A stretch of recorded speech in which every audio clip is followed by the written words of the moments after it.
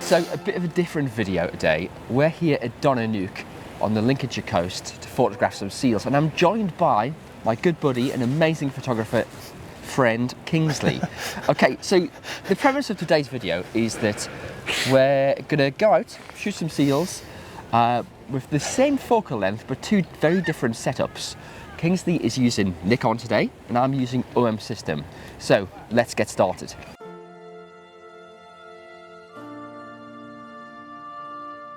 So Kingsley, tell me about your setup and I'll tell you why my OM System is better. Okay, right.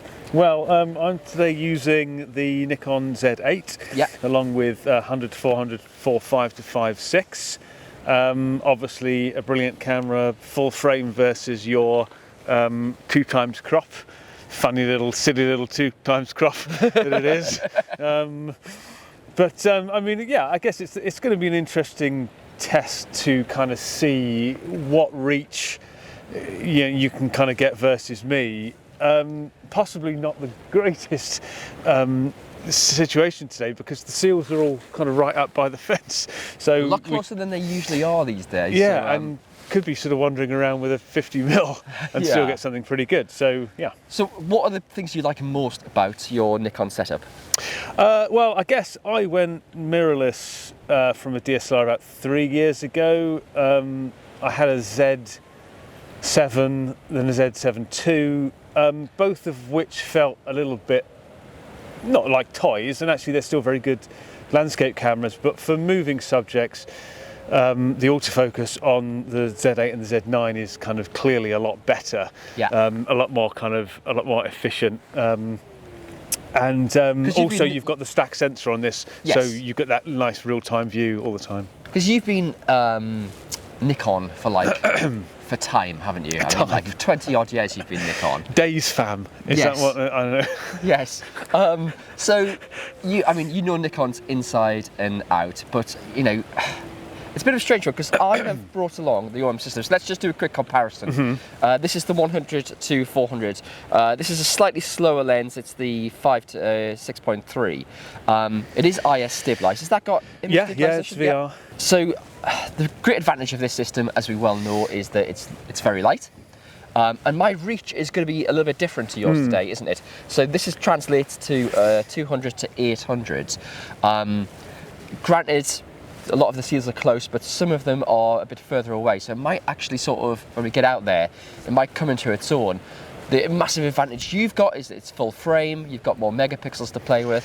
So it's going to be an interesting test today, I think. Yeah, I mean, I'd be expecting, you know, a sort of a level of improved image quality because of the bigger sensor. Also, I've got my APS-C crop mode set up to a function button on the front, so I can punch in by 1.5 times. Yes. So I can get to 600mm, but still not 800mm. Okay.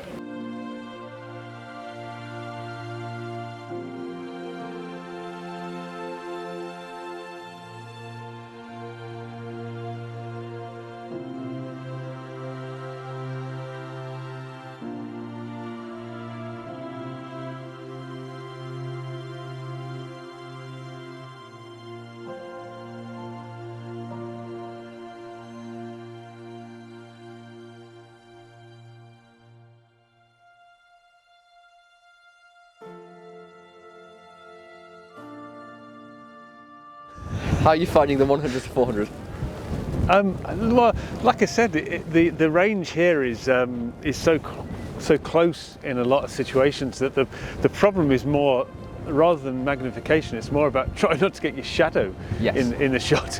But you know, it would be, you know, I guess in some ways you'd see a couple. There's a lot of people down here, a lot of photographers, a lot of people with some very nice kit. Yeah. Walk past some guy with like a 600 f4. I mean, that would be very nice, because you'd be getting out into the mid-range a little bit and kind of, you know, maybe kind of getting something different. But we're kind of spot for choice here. So today this is fine, and I am actually quite enjoying kind of punching into the 1.5 times APS-C Nikon DX crop as well, and just kind of seeing how that kind of reframes things. So yeah, I mean, it's working out pretty well today. Just getting out of the wind, because it is absolutely freezing today.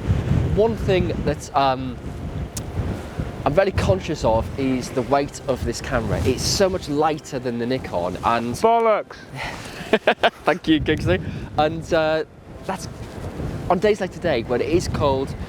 We're moving around a lot of gear because we're trying to bring all the video gear around as well. It does make a big difference with the weight, and that's why I love this system. It just makes life a bit easier.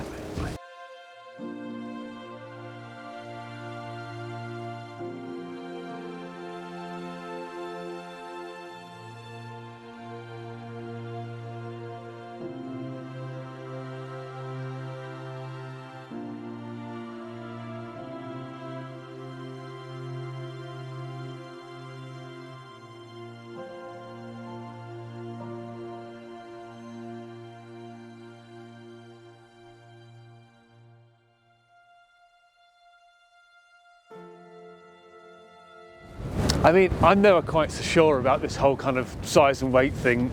You know, mirrorless bodies are pretty small and light. The Z8 is, you know, not Nikon's smallest and lightest mirrorless body, but it's not particularly heavy. I mean, actually, for me, I quite like it because it's got a kind of a deeper body and a bit more of a grip. I'd be interested to compare the actual, you know, on the scales weight of our setups today, because I can't imagine there's that much difference. And I mean, also, big camera keeps you fit, doesn't it? Carry it around, build your muscles up. Matty used to be this size, but he's shrunk because he's been carrying around small cameras. I mean, I bought my sort of gimbal head stay because I thought that it might be a case of, you know, stabilising stuff and trying to kind of shoot that way, but I haven't needed it. The VR and the in-body VR in the camera is, you know, it's good enough. It's light here. It's, you know, plenty of shutter speed we're getting today. So basically, I've resorted to sort of wandering around looking like Boba Fett, which isn't a bad look. You know, I just need this to kind of fire off as a rocket or something.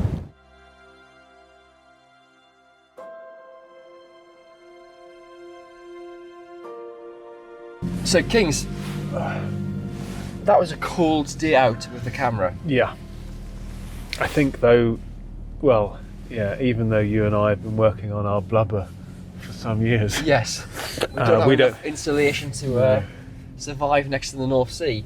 But it was a fun day out, and yeah, I just love sort of getting that close to nature is always, you know, a treat, isn't it? It's something quite special about seeing a newborn seal, you know, seeing them fighting, seeing the real behaviours in the wild. It's amazing. I think it's quite weird, actually, isn't it, as well, for a wildlife experience to be that close, because even though it's a real, it's not a zoo or a safari park experience. It's you know, it's legitimate, but just highly unusual, because normally you're using, you know, all of your fieldcraft skills, yes, to kind of commando roll as close as possible to something. And there's less luck involved, because like with bird photography, a lot of it is to do with that moment. Yeah. Whereas this is, you know, if you're new to wildlife photography, this would be actually a really good subject to shoot, because if you come here and you make the effort to come here and brave the cold, and it has been cold, you're going to get some good shots, because they're not fast-moving subjects. They're fairly static. But then again, like anything, slightly sort of governed by the light as well. Yeah, and the light, where it is, I think if you were there maybe at first light, it might be beneficial. Yeah. But most of the time the sun's going to be behind the dunes. Something you said off camera I found really interesting was, you know, there are advantages and disadvantages of both systems, the Nikon and the OM system, and you can go a lot wider than I can, but I can go a lot closer than you can, and it depends where the subject is at that moment as to what sort of shot you want or in fact can get.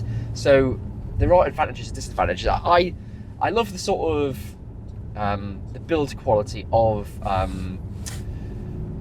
your system. I mean, like, it feels like you've probably maybe slightly got the edge on the lens quality also. I think the OM1 is a brilliant weather sealed camera, but sometimes the lenses don't match the sort of weather sealing of the body. Right. Whereas with the Nikon, it's probably, you know, it's more an overall package, I think. I mean, a lot of that stuff I find a bit. You read, and you know, obviously we write stuff about weather sealing and things like that, and it's like sometimes I wonder whether it's overstated about the not the importance of it, but like how likely something is to break. You know, I've been out in terrible weather with unweather sealed cameras, and they've been all right. So just a quick word on price, because we haven't mentioned price once today, but it is a consideration. Your Z8 and that 100 to 400, you're not going to get much change out of $5,000, something like that. Yeah. Let's not talk about that. Well, so I think that the OM1 and the 100 to 400 I can get for round about 3,000. So that's it's significant. 2,000 difference. I mean, it's a lot of money. I've always liked to see those when you're comparing the kind of the cost of cameras and stuff. It's always interesting to kind of wonder what you would do with the extra money. You know, you could buy another lens, you could buy a load of accessories, you could go somewhere. Yeah. You could, you know, go on a reasonably expensive wildlife seeking trip with that kind of money. So yeah, that is true. You know, but it's also to be expected, isn't it? You know, those are the kind of the well understood things about the systems. Well, Kingsley, thanks for joining me today. My pleasure. Thanks for getting cold and a bit of hypothermia.